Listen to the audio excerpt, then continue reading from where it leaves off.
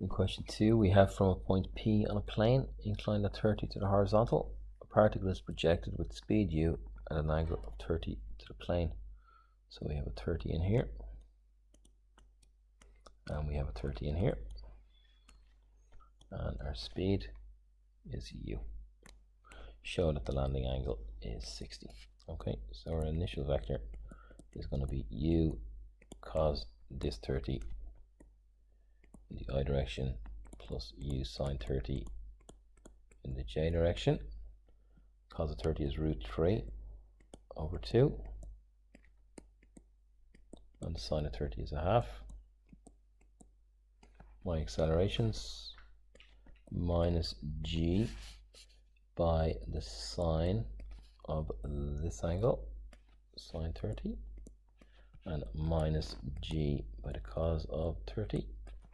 So sine of 30 is a half, so minus g over 2, and minus root 3 g over 2 for the j direction.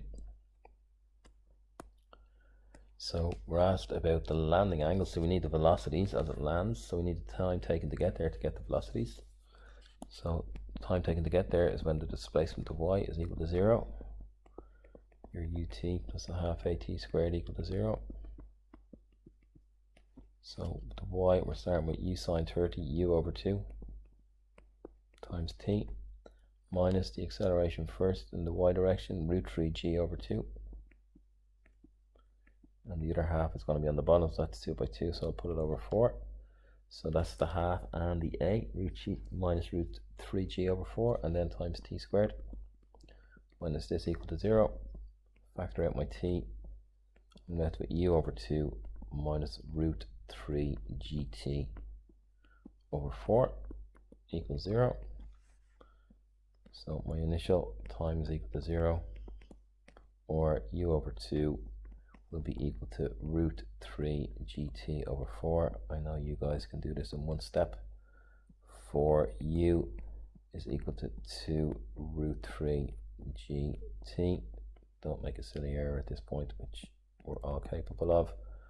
For u, or if you want, probably just divide by 2 at this point, 2u over root 3g is the time taken to get there based on this angle. So now the velocity of x and the velocity of y we need for the landing angle. The velocity of x is equal to u plus at.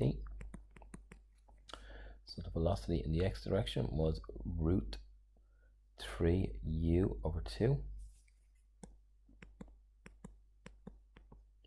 minus the acceleration was g over 2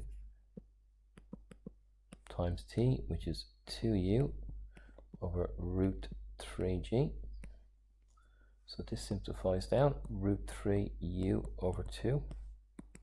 The g's cancel, 2's cancel, so we've got minus u over root 3 minus u over root 3. If I multiply this one by root 3 over root 3, I'm going to get root 3u over 2 minus root 3 u over 3. So that's like a half of root 3u minus a third of root 3u, and a half minus a third of a sixth of root 3u is my velocity in the x direction. In the y direction,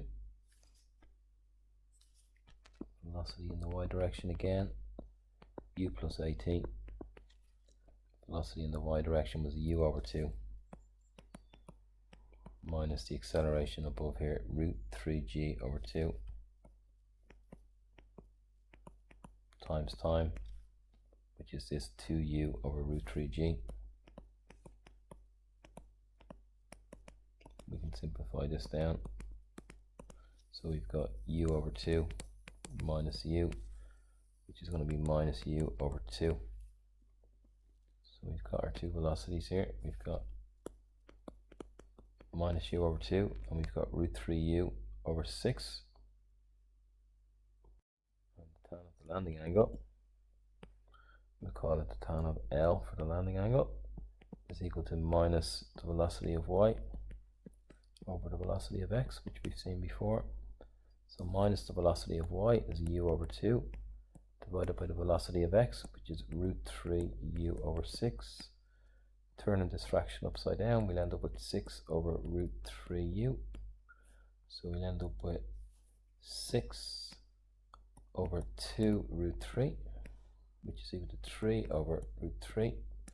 And if I multiply that by root 3 over root 3, and I get 3 root 3 over 3, which is just equal to root 3. To finish it off, you'd say the inverse tan of root 3 is equal to 60 degrees QE.